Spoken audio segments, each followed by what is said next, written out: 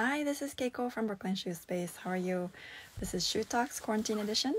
Follow-up video with Louise of Shoemaker Bespoke from New Zealand. We did a talk back in, I think it was beginning of May or end of April. And we unfortunately lost the video footage. So this time around we thought, okay, we should make this work. We'll do a follow-up. So let's hear, I think she is here right now. I'm gonna call her in.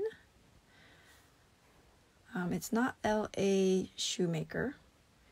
She's La Shoemaker Bespoke. Okay. Right.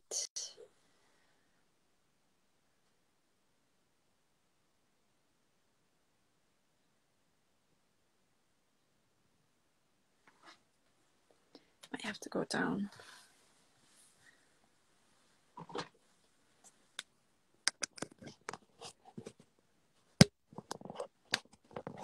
As you may know, I'm in a closet space.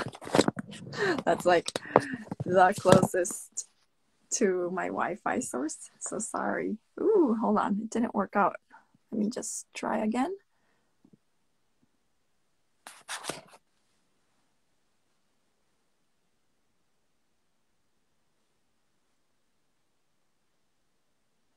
I hope it works out. My Wi-Fi is great here.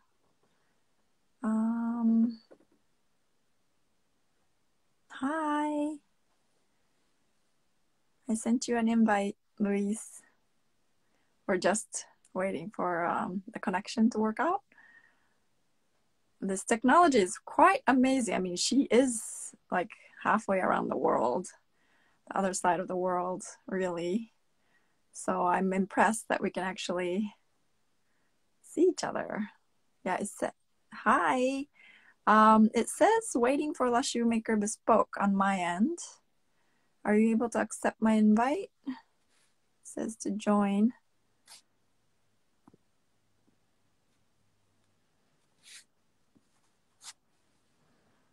It says La Shoemaker Bespoke is unable to join. Let me try again. Add. I sent a request. If you can join, that would be great. Civil leather. Shout out. Where are you located? It'll be great to know. Having trouble joining. Oh no.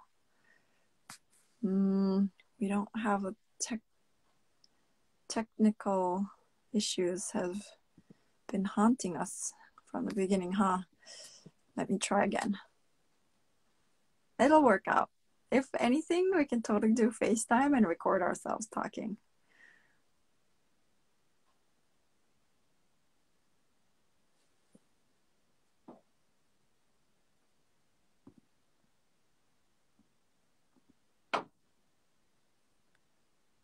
No.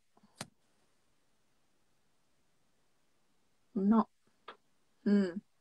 Near Toronto, Ontario, Canada. Oh, okay. Thanks for joining us. Are you a distributor? A tannery? I should look you up. I'm pinned, but no invite.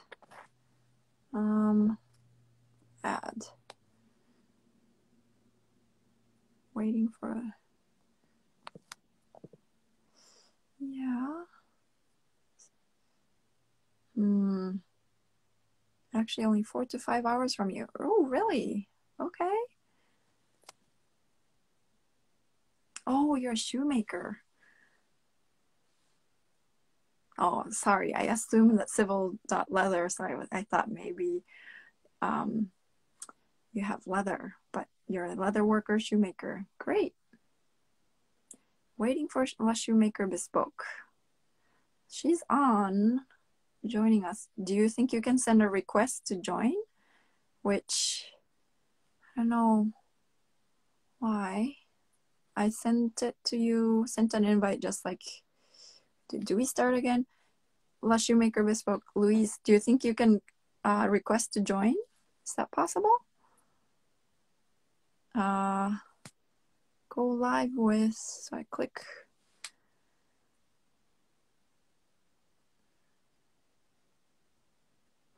Yeah, I sent a request. So you can see if like there's like a red pinkish invite with like view or something to join.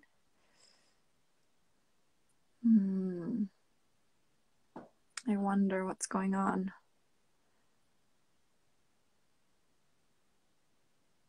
We're here.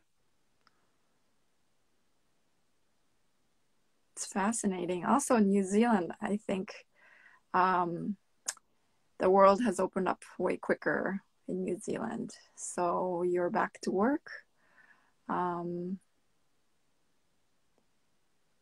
Yeah, so maybe you didn't have as much time as you thought maybe in your own studio, but maybe you have like a work and your workshop balance. It says Last Shoemaker Bespoke is unable to join.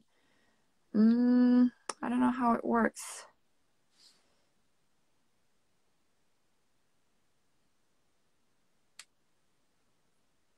Do we start again? Oh, sent requested.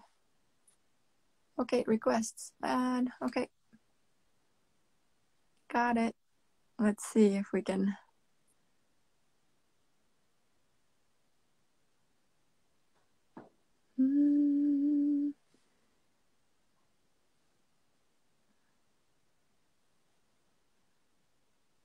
Ah, yay.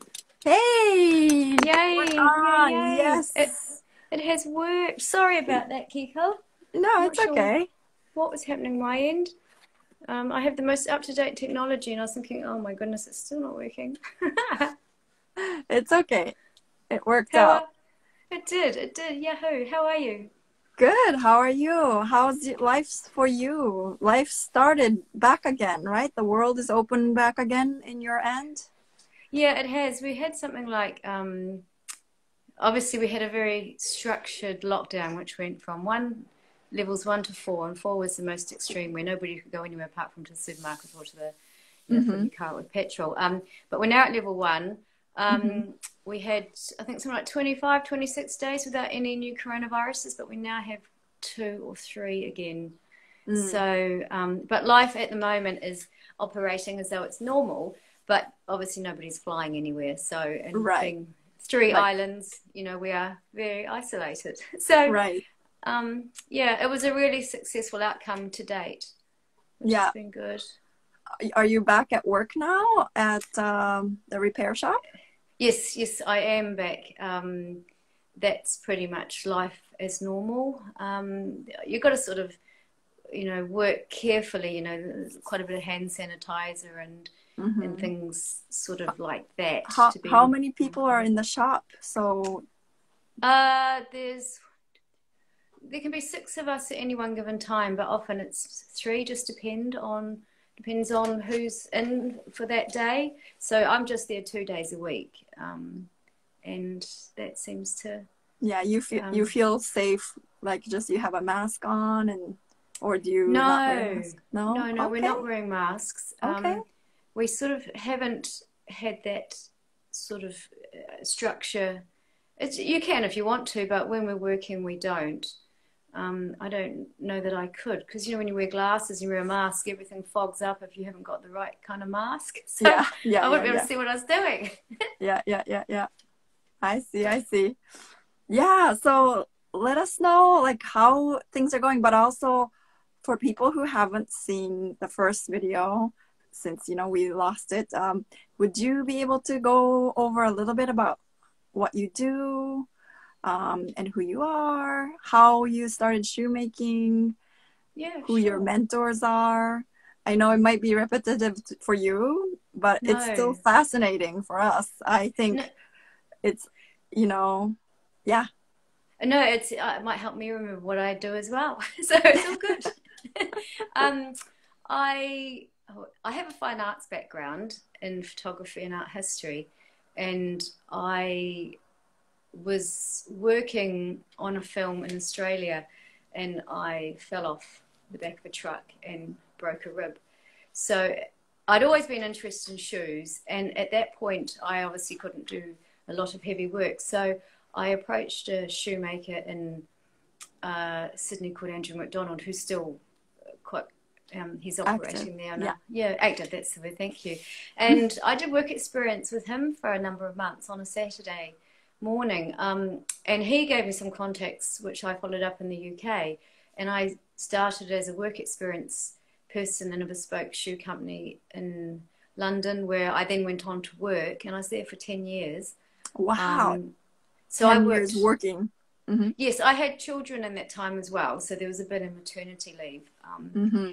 And I trained as a maker, and I also worked with the closer. Mm-hmm. Obviously, you're working in a really good team setup where you've got lots of skilled practitioners. Mm-hmm. So when my children were very young, we moved. I'm from New Zealand. My family weren't. We moved over here, and it was sort of at the time that the 2009-2010 recession was kicking in. So Right.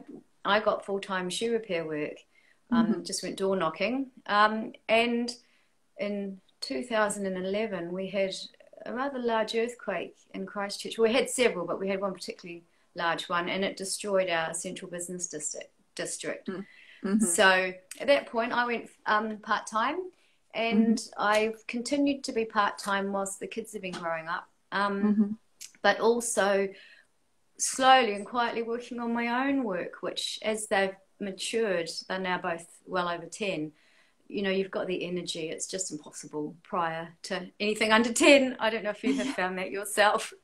Yeah. No, I hear you. 1 hour is about like maximum I can do. And now my daughter's asleep. So yeah, I can do work, but it's like late nights. It's hard because you know your youngest child is very young still, and it's such an intense time as a parent, as a mother, and you know it's frustrating because you want to do all these other things as well, and it's kind of a push and pull because you know you have these young creatures who need you. And I think I said to you last time, it's like having 3 children. You've got your own children. I have 2, and then you have this third child, which is this mad quintuplet of, you know, shoemaking, and it's just bonkers. So I don't have a solution. Yeah, no, absolutely. I hear you. Let's see. So, what do you still keep in touch with the people that you were working with prior Yes. to you? Yeah. Yeah. Some of them I don't because they've, I actually just don't know where they are. But yes, I do. A fair number of them I do. And that's really good because I do miss that being part of a team in that trade because it doesn't exist here. Yeah. However, I've decided against all odds I'm still going to make shoes like that because I really care about it, and I'll find a way of continuing to do that despite the obstacles of isolation and the challenges of sourcing you know materials. So but yes, I do. I always find it's, you know, these people, they become, I think, like quiet mentors because you know you're not sitting beside them anymore, but you're still talking to them and, you know, being part of what their journey is as they become part of yours. And it's really special. It's a very special relationship, definitely, with these people. What's the best or favorite part of shoemaking process that you like? I really like when I'm sitting down in my little workspace, just lasting a pair of shoes, and it might be any particular part of that. It might be, you know, shaping the toe puff, or actually putting in a welt, or whatever aspect of it. When I worked at James Taylor and Son, I worked in the basement, which is where the makers worked, and it was a very sort of quiet space to work, and I found it. I quite like that solitude at times, not all the time, but at times. That's when I'm like, if I haven't, you know, in shoemaking, there's so many problems to solve. Yeah. So many things that you just don't know how to do, especially when you're a sole trader. You know, it's like, oh my goodness, I don't remember how to do that. Or if I do remember how to do that, I've got to really practice it up because I've become rusty. But I love that quiet time. It's like nothing can, it's like you feel surrounded by shoe goodness energy or something like that. Yeah, absolutely. And I guess, like, you know, in England, when you were learning, I realized the difference, say, for example, like we're in America, the difference is like in US and UK, there are people who do closing, just closing, or, you know, so you can farm out some parts of the work as Yeah. opposed to, I feel like, and there's last makers as well.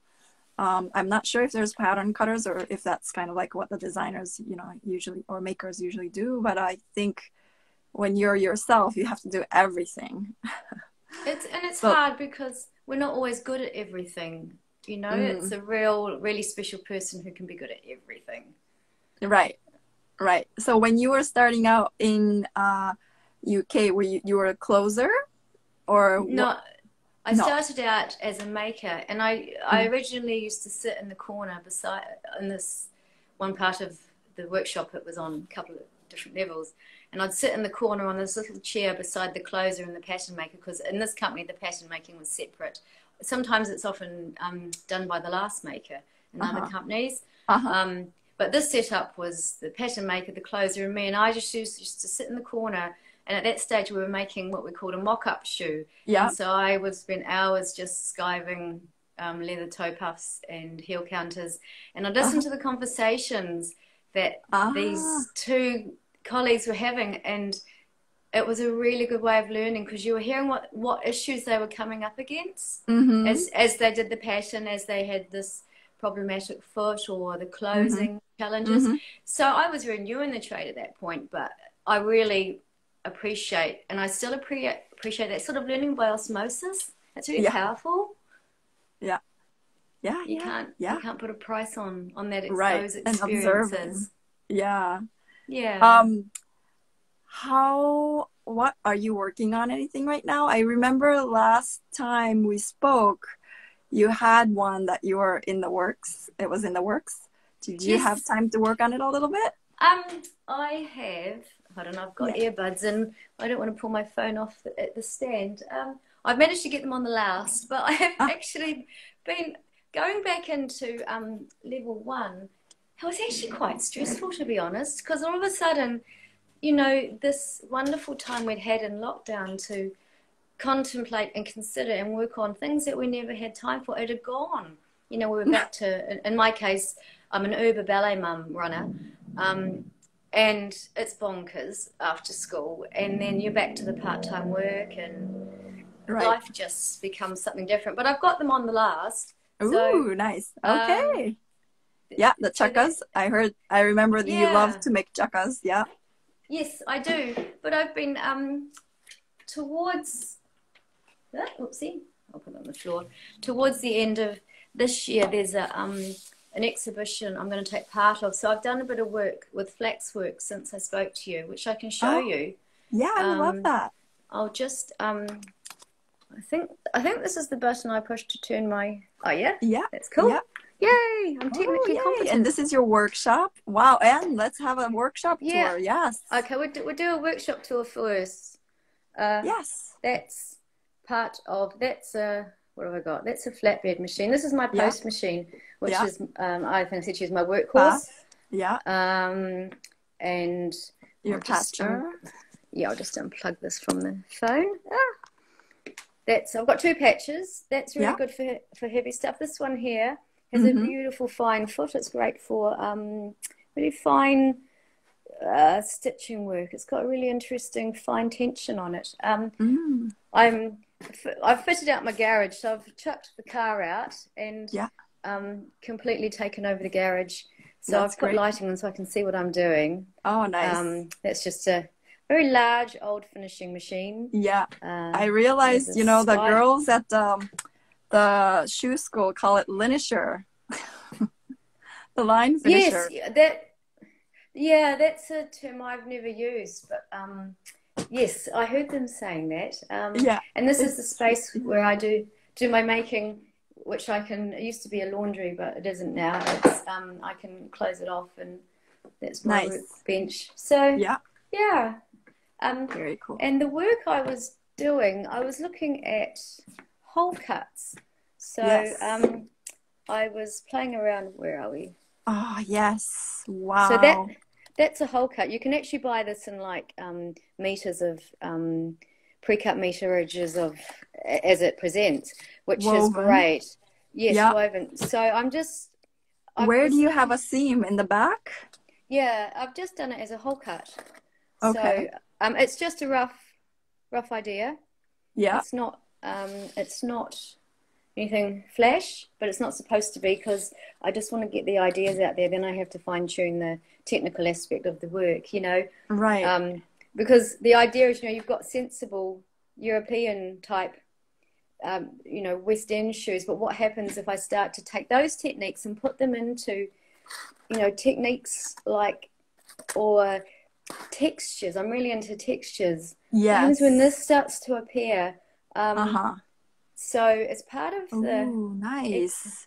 exhibition, Uh-huh. I tried to Ooh. block. I Oh, tried can to we see block. that? Yeah, Ooh. yeah. I tried to block a piece of this woven fabric, Uh-huh. woven texture. Just wasn't going to behave. It's really awful in here. So Yeah. then I'm actually making the upper on a blocking. Oh, so Um, you are weaving it yourself, basically. yeah, it was really wet, so it's dried with a lot of space inside. But when I did it on Monday. It was sitting beautifully. But it means, you know, when you're doing like a Chelsea boot or any Yeah. boot where you've got to block this vamp part, Yeah. I'm just looking at how I can put that into the shape Mm-hmm. of the shoe. I know I haven't resolved the rest of the construction parts of it yet, Mm-hmm. but for the Mm-hmm. purpose of this exhibition, I'm just going to mainline and just get ideas out, and then I'll Yeah. Yeah, resolve definitely. that Tell us a later. little bit about the material. Is this native to New Zealand? Yeah, it is. We've got lots of flax trees. It's called harakeke in Maori, and this is what Harakiti. Okay. harakeke. And Yeah, how does and it look? It's wow. It's uh-huh. I. How does it look? I have.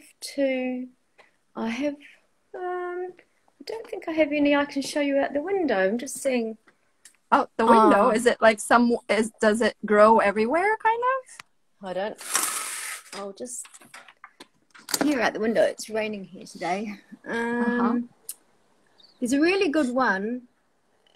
Yeah. Can you see the Yeah. spiky plants? Yeah. Mm-hmm. That's what we call flax, and it's called formium is I think the Latin name, but it Uh-huh. grows in different colors and textures.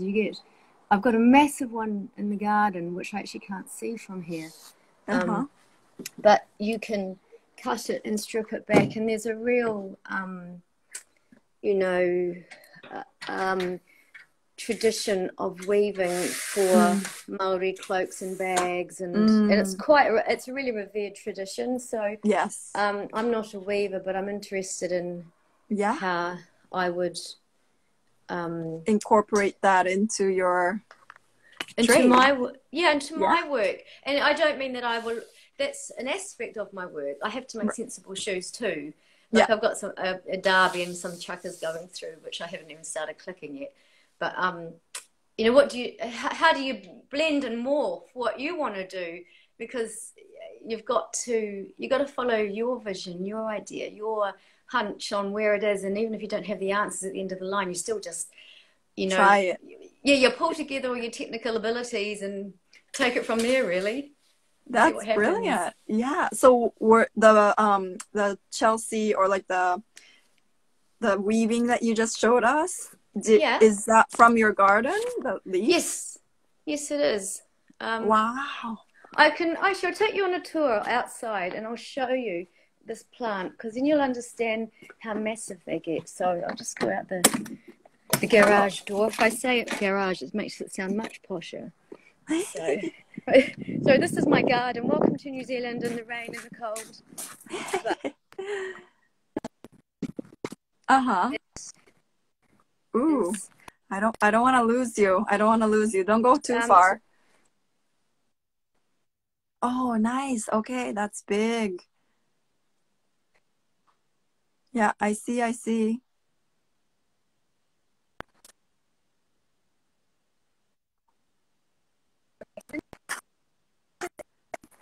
I don't want to lose you. Why? I'm back in. I'm Yeah. back in. Keep going. Okay. Cool. Yes, great. Yeah. And then quick tour of the garden.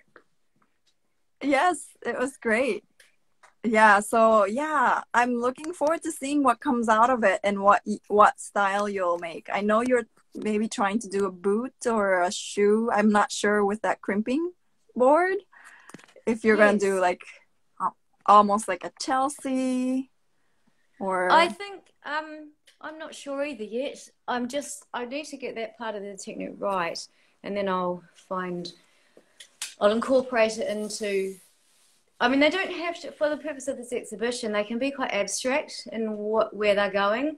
And I mean, it's such a change from having to do fast, accurate work in, say, shoe repairing, or accurate work in a more traditional use of shoemaking. I don't have to play by the rules and do whatever I want. So I may not even make things that make much sense, but it'll be good. Yeah, so when is the exhibit? I think it's in November. So I just had confirmation of it this week.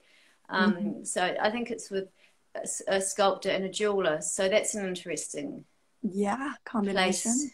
Yeah, to sit. But I'll know more, in the next few weeks or next few months. But I'll just keep working. Get the idea out. No, let us know. Yeah. And where is it going to be at? And is it going to be?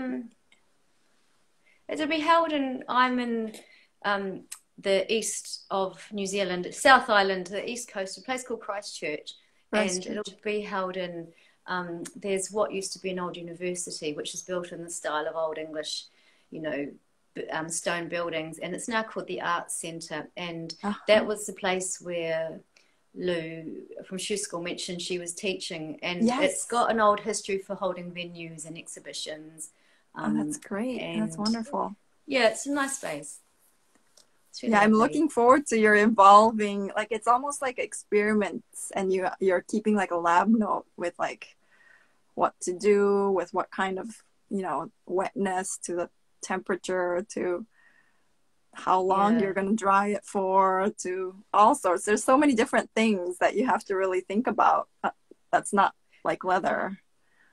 So. It's huge. And also like, within that technique, within all those techniques, people they study for 4 or 5 years and become really specialized at weaving. And here I am cutting down my bushes in my garden. So it probably looks very amateurish by comparison, but it doesn't matter that I don't have the answers that these skilled practitioners do have at this moment. Right. Well, are the skilled practitioners nearby, or do they have like a registry of those people so that you can reach out to them to kind of not collaborate, but pick their brains? There is a lady who I will meet up with in July who has trained at the school up in the North Island. And so she has the skills. So the proposal is we'll do some work together. And maybe I do the patterns and the lasting, and she makes the uppers, and we'll see what happens. She was the lady, great. This lady was the lady who was responsible for I'll just unplug myself again. I'm so conscious of losing my power, Kiko. When there's a photograph and she made this, I lasted it over. I just put over the last. Yeah. But it looked beautiful. Oh, that's the photo. Yeah. That one there. Yeah. It is beautiful. I feel like that's great. That's so great. And I feel like she'll be floored by what you've also been doing. It's like a totally different way to use of use, maybe, Well, I think it's like with anything, you give something to somebody who it's not their normal material, and you'll be it's amazing what people come out with, isn't it? How they can see something that you never saw, and you learn so much from people who may not have experience in your trade but bring something else to it. Doesn't matter what we do. It's really amazing. It is great. That's great. another question. So I know you were saying about motherhood and, you know, balancing work and the craft creativity part with like motherhood. Do you feel like right now is like your time? You have the time now. You're like, this is it. You're gonna go at what you're gonna do. I think yes, in one word. And it's like there's a, I mean, motherhood is extremely tiring. And I mean, my children are now 15 and 12, but whilst they don't need you to cook their meals, they can get themselves to school. They really need you emotionally and mentally. It's huge in a way Yeah. that it wasn't when they were, say, 5 or 6. Mm-hmm. So you're needed in a different capacity. So I can be working in the garage now, and they know where I am, and they'll find me. But you can't switch off from them. You can't just make the shoes your life, and that's always a juggle. And I'm sure there's many people who experience that on many, you know, ways, many capacities. It's pretty big, isn't it? You know, to achieve. Yeah. You can't achieve everything at the same time. Maybe at different times. Yeah. I think we had another maker who's a mom of 3 who says, like, wow. you know, she just compartmentalizes really well, and she squeezes in some time to work. But then her workshop is also in her backyard, which is nice. It makes it so much easier, because if you have something you haven't finished or an idea, you can slip out, you know, into in my case, the garage, and and do it. Whereas if you're off site with a young family, it's much harder. Yeah. I always remember there was a shoemaker I met many years ago, and he said to me, shoemaking's a really good job if you're going to be a parent. You know, because you can mix and match it with what your children need. And he was right. Lots of on and off ramps, which I think is what you need if you're the main carer for your children, whether you're male or female. It doesn't matter, just if you have that main role. There's somebody who asked, okay, hold on. Working on making my own shop in my home for crafting, Jasmine Kent. Cool. Jasmine Kent. Yes, cool. Keep on going. It's, you know, it's not easy, but, you know, I think keep on doing, keep on making is what we want to say. You have to. Yes, definitely.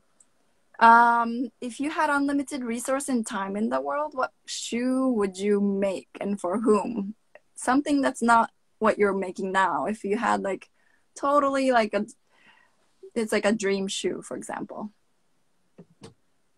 I actually don't know. I know the dream people I'd like to work with, and that's an ongoing process of evolution, as in when coronavirus might clear up. Who knows? And I think from working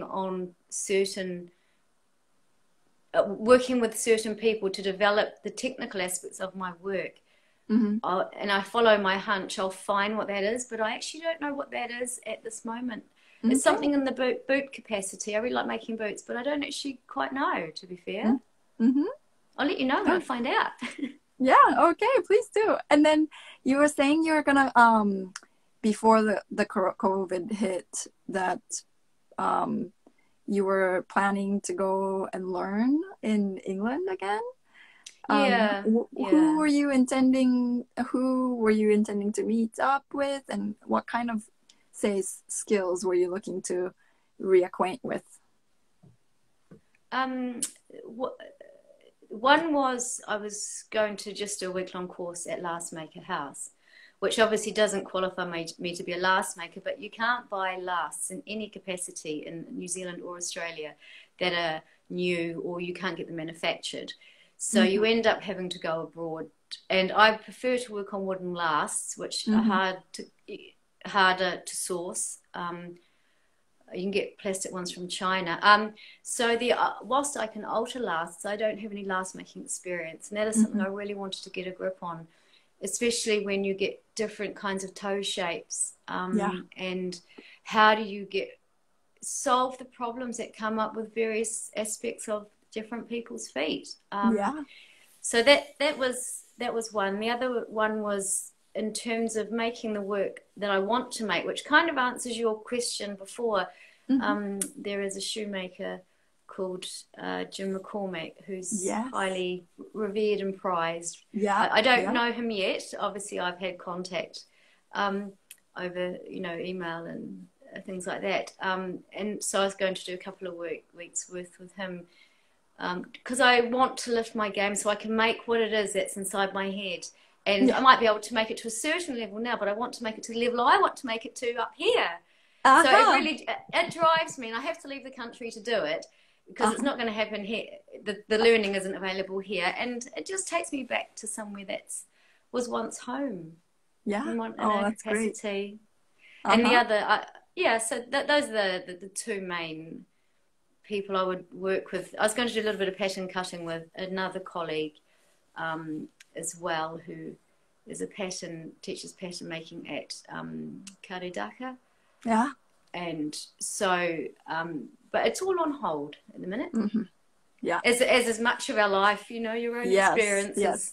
It's on hold, but I think it'll happen if you have the will, and I think it can happen soon. Yeah. Yes. Yeah, I'm looking forward to seeing what you create from it. Where would you want to be in 3 to 5 years? I want to see the momentum of my work become more cohesive in terms of my technical abilities and my artistic aims and the practical side of shoemaking. Obviously, you've got to get a foot in. How's the shoe going to stay on, or boot going to stay on? Right. But I would like to see that become more in synchronicity with each other, because it's been quite dislocated in my experience. Doing a bit of you've got shoe repairing over here, you've got mothering over here, you've got normal aspects of life, and I really welcome the opportunity for those to become more cohesive. And I think that's, well, you have to see a push forward in your work when that happens. So, and just like making contacts with people in New Zealand as well, because we're so small, and it's lovely to, there's a few people I do know here in the trade. Like there's a lady called Shoeingles who works in Auckland, Lou and Gemma in Shoe School. There's Flora Hastings Knight in Dunedin. There's a young chap here called Stephen who runs 6x4 online. He makes a lot of clothes, but there is a growing community, and I think if we follow and support our own dreams, we can feed back to people and and not inspire other people, but we all inspire each other, don't we? Yeah. And it's just like this talk with you. It's inspiring to be part of it. It's inspiring for me. Yeah, definitely. Oh, you're amazing. You're amazing. The wonderful conversations you've given the rest of us to listen to. It's brilliant. No, thank you. I mean, it's oops. It'll be available. It'll be available on Instagram TV, so you can always watch it later too. But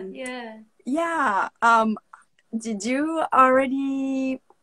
I remember last time you showed us your favorite tool. Yes. And I don't know if it was your favorite or it was something that was special, and you showed us something that you borrowed from a friend, and it was like I think it was a gimping kind of tool. Oh yes. Do you want to have a look at that one again? Yeah. Did you already give it back? No, I've held on to it on purpose. I'll just find it, Kiko. It's just here. Yeah. This colleague is very kind and doesn't mind if I borrow it, but bless him. And he's a shoemaker himself, and he worked in the trade when there used to be factories here. So so he's amazing for finding out information and resources. But this is his tool. It's really hard to use. You've got to have your wits about you, because it can go when you turn this little handle, and if you just make a slight kink, you've lost your lovely straight line. So, but it's magic. How do you go about with the curves? For example, if it's like a wingtip, like a tight curves, or is it hard to do?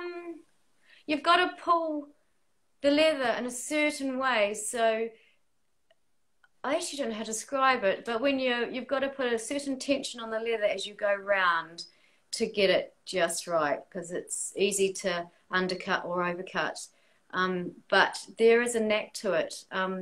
But But the hardest thing is actually doing the straight lines Oh, on really? this. Curves are great on this, but straight lines are really hard because you're going too slow with your right hand, and you can't go really fast on it. But it's a lovely wee tool. It's magic. I stick it in the vise, and it, you know, in here I put the vise either side. Yeah. And off we go. Wow. Wow. So that's what it looks like. Yeah. That's how you made your beautiful black boots that you had, like a brogued boot that's on your Instagram. Yeah. Yeah. It's fascinating to see that. Yeah. Yeah. Yeah. Sorry. No. It's hard to find these machines here, so I'm so glad that this colleague has let me use his. So I'm indebted to him. Yeah. Any hand tools? Any favorite hand tools that you have? Yeah. I've always got a few, but one I really like, this is really silly, this awl, because a lot of the tools are made to fit men's hands, and this one fits so nicely in the palm of my hand. And then I can do what I need to do, whether it's folding, you know, a top line of a shoe. Did you have it for a long time? Yeah, I've had this ever since I started. All my favorite tools I've had since my very early days. So this is very old, but it doesn't die. And then the other thing I really love is a friend of mine made me this sharpening strop, and he even put my initials in it. This was years ago. Oh, that's great. I mean, that's back to front, but yeah. And I used to have, you know, sandpaper that thick, but I took it back because I was worried the curve in the sandpaper would damage how I sharpen the knife. Wait, was it stacked up? Is that why it got thick? Yeah. You know, you glue on one level, and it looked great, but I don't know, I was just being overly cautious, so you took it all off and put a new one. Yeah. I take it off each time I need to put a new one on. Yeah. Oh, that's great. I feel like, I didn't know that, you've been making shoes for a long time. And I think even though you were away from bespoke, shoe repair is like also a skill. And I think moving your hands all the time, I think you still have it in your hands, right? You do. You do. I mean, shoe repair and bespoke are completely different brains. You need two brains, because repair work is more reductionist, because you're problem solving an existing situation. So you have to reduce what's there to then make it look like it hasn't been reduced. Yeah. Whereas bespoke, you're building from scratch. Is it almost easier as doing bespoke? No. Not easier, but no. I feel like shoe repair is really difficult. Yeah, I don't find either of them any easier than each other. They both have easier aspects within themselves, but not as a comparative thing. Not at all. I saw somebody was asking a question about unlined derby boots. Yeah, Civil Leather asks, any advice for building an unlined leather derby boot? I guess you'd want to use a fairly sturdy leather. If you use, say, a dress leather that's, you know, maybe 1.2 or 1.4, if it's unlined, it would be too thin. But if you went for a heavyweight suede or a heavyweight calf, anything that's probably getting up, you know, around 1.8, you would be able to get good structure out of it. And what you can sometimes do is just line the vamp and not line the quarter, but you can put in like a sort of a lining that where the stiffener needs to sit. I have some. It's really hard to. Sort of like a heel slide, almost like say for example, like double up on the layers at the heel counter area and kind of stitch it on, kind of. Yeah, exactly. And you can, if you use a finer weight leather, you can. I have in the past put a finer weight leather on the inside, whereas you do sometimes see it where that's on the outside and it's part of the boot. But I hope that answers that question. Yeah. No, absolutely. I think experiment, right? You just have to experiment, and also, ask questions always. And sometimes it's hard to know who to ask. Yeah, true. That's you don't true. Always know. Yeah. And yeah, you might get a lot of, you know, silence from the other end sometimes when you cold call. And that's okay. Don't take it too personally, right? No, no, people are busy Yeah. sometimes and they don't know what to Yeah. say or Yeah. But I feel like this is so exciting. I'm really excited for your flax work. And then also, oh, yeah, your UK trip sometime in the future. It's gonna happen. yes, Yeah. And then yes. do you feel like your kids would ever kind of follow your footsteps at all? Or do you feel like, is this your skills that you have? Would you pass it on to somebody in your family I don't or know. nephews, nieces? Well, Mhm. I don't actually have any nephews or nieces. Okay. Um, yeah, I have a couple of brothers and my husband has a couple of sisters, but we're the only ones in the middle with children. So Mhm. it's a really interesting dynamic of a finite setup of a family, you know, to Yeah. future generations. Yeah. I don't know if my children will be interested. Sophia, my eldest, did say, "Can I make a pair of boots?" Would you believe? About 3 weeks ago. That's the Oh, first that's time great. ever. Oh So, my gosh, you should totally do it oh, together. I will. I will. I know what she Yeah. wants, but I think I might get her, like you say, to do quite a bit of the work. Yeah. Um, and that would be a really good achievement. Um, Yeah. And and to do it sorry. like in a way that it's not too hard first so that you can finish it, you know? I'd probably actually make them unlined, like what the was it Civil leather. Hmm. civil leather asked, and keep it really simple. She could do the clicking, and she could probably learn to close, um, but it may just be something that lights a light Yeah. for them. I don't know where they want to go with what they want to do. You I'm know, curious. Also, you know, the shoe school also travels, and I heard that they came to Christchurch and they saw you. I'm yeah. I'm interested to hear if the kids are drawn towards something like sneakers at first, or if they're into the craft, like the boots or the bespoke or the more brogue. I wonder if they, I mean, like my son does not wear any brogue. Like he doesn't even have a leather shoe, that formal shoe, to be honest. I should be on it. But um, do your children wear leather boots, leather shoes?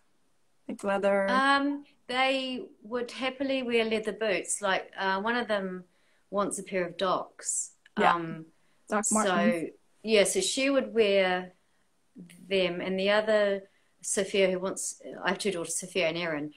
Sophia, the eldest daughter, wants probably like a Chelsea boot, but with a solid Oh, sole on it. So there wouldn't be any broguing, but they'd be that they want them in black. mm-hmm. Um, but they want, when they're not wearing shoes like or boots like that, they're just into their, you know, trainers, their Yeah, sneakers, yeah. they're sort of their Adidas's and the Pumas, I think Nikes. they're like, yeah, Mm-hmm.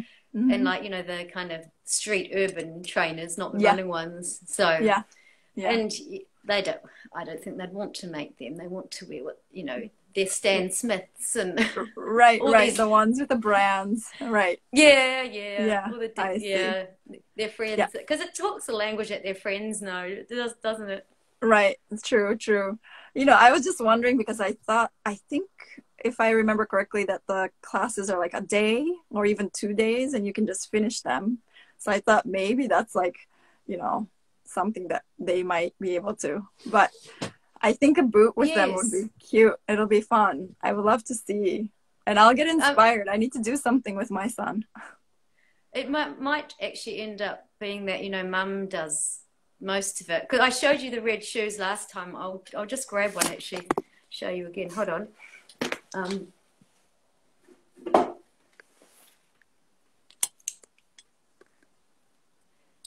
this was this was Sophia's maths project. So, which Math project? math, Yes.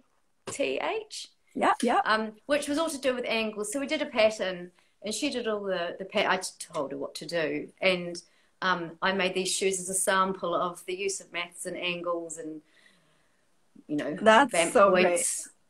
So that's where shoemaking has come in handy for maths projects. Yes, that's great. Oh my goodness. And it was like an exhibition. Did she have to present it to Yeah. the class? And Yes, wow. it's like it's a maths competition that happens for all of Christchurch City. So all the kids in the secondary schools do this maths competition. The entries that are of a good standard go through to be exhibited at a sort of an events venue. So these were beside Mhm. her patterns, and it showed a good demonstration of maths. So yeah, it That is was brilliant. interactive. Yes. They must be so proud of themselves, you know, and proud of mom for Well, I such a don't know at the cool. minute. You know, when you're a teenager, I don't know that mum's that cool. It's okay. Let them be, and then you know they'll come. But it's impressive that they want to make boots right now. That's great. Yeah, yeah, I think they want to wear them, so they've got this idea. Yeah. So I've got to do my job and enable them really. But I don't, like obviously something like what you're asking about with no shoe school, that's a quick turnaround activity, which is really good for people coming in because they can achieve Yeah. something really quickly. And I'm used to working in a way Yeah. where you don't achieve anything fast because of the labor intensity of the work. So I have to Yes. streamline Yes. that for my children if I do it. Yeah. Yeah. Yeah. Well, you know, sometimes maybe you'll find a method that you're like, oh, you know, I can do it this way, maybe for some things, you know, Yeah, in yeah, that time that you're absolutely. organizing. That's exciting. I would love to see Yeah, that also. yeah. Yeah. I know Yeah, some yes, things are there's kind of like, hmm? Sorry, no, no, I you didn't go, mean to Tika. cut you off. No, I was just wondering if you can share your process and the progress on Instagram with us. It would be great. Yes, I do. I find I work like there's several aspects to my brain. Like part of my brain's an artist and part of my brain is technical. And I find there's often quite a delay as these things meet up. And I often have quite a long dormancy period as I nurture ideas and solve problems. And then when I get going, Right. the cohesion, that's it, what I spoke about before. So I treat Yeah. myself as an artist, but also as a practitioner in Mm-hmm. terms of a tradie. So I've Mm-hmm. got, there's two different ways my brain behaves. And it's, yeah, just like marrying them up, but it's exciting though because I treat Instagram like an art gallery, and it's not necessarily to show other people. It's a reminder of how I've reached what I have then finished. So Yeah. I don't always Of the put moment, everything up. right? Yeah, Yeah. yeah. I mean, which is what Instagram is, obviously, but um, yeah. I mean, it's wonderful to have that vehicle. Yeah, I agree. And maybe, yeah, maybe your daughters can help you in that department of like when you're working, just like, can you just take a few photos of me working? Yes, yes, yeah. It's Get them in your garage. Yeah, they often, oh, I don't want to, but I do actually know they are quite obliging, I must say, when I do need help. It's really lovely to have their resourcefulness at hand. So Yeah. when I Oh, that's explain so what it great. is I need, like I borrowed Yeah. Erin's phone today because I didn't trust mine. And she was like, what? And I said, oh, please, So just that collaborative work at home is really useful. Yes. Yes, it's very important. You need support, full support, full Yeah, family we all support. do. We all Yeah, do, no, all of us. absolutely. Yeah. Oh my goodness. I think I asked a lot of questions, but is there anything you want to follow up on? Anything you feel like you missed talking about? I feel like No, I I'm just don't checking think. my notes. No, I think I remembered really well what we talked about in the first installment that wasn't saved because of my technical inabilities. But No, it's okay. I so mean, it's love. my technicals, I mean, it's, I don't know what to say. We're kind of like slaves to these devices sometimes, you know. Yeah, it's So, lovely though to have the opportunity to lay but it I'm down for still impressed posterity that we can again. talk like, right. Yeah, no, thank you. It's still amazing that I can see you around this you're like half a globe away, like you're like way far up, away from us. So I still I thank know. you for taking the time and this technology that it exists, you know, that we can communicate like Oh, this. it's magic, Kiko. It opens up so many creative and personal doors, you know, because it's really lovely to talk to people because it, you know, we are isolated here, and I can be isolated in my garage, and so it's really lovely to, you know, have a talk like this and meet new friends online. It's magic, and so Yes. many people are doing it. It's wonderful. Yeah. It's really No. wonderful. Yeah. No. Thank you so much for sharing your No, time, thank and you, Kiko. looking forward to seeing your creations. Yeah, so am I. I better do some work now. Yeah. Looking It's forward. good. Yes. It's lovely. It's Yes. amazing. I'll be, you know, offline checking in on you and just see how you're doing. Yes, well, likewise, Kiko. Good luck with your ventures over the next Thank few you. months, you know, Yeah. as you reconsolidate where you're going. So Yeah. Thank thank you you. for everything you've done for all of us when you Yeah. have No. these Thank you. Thank chats. you. Yeah. We'll keep it going. Like it Brilliant. or not, you know, we're gonna Love be to be here. part of it. Cool. All right. Good. Thanks, All Kiko. right. Do take Thanks. care. Bye. See Good you. night. Good night. Good Bye. night.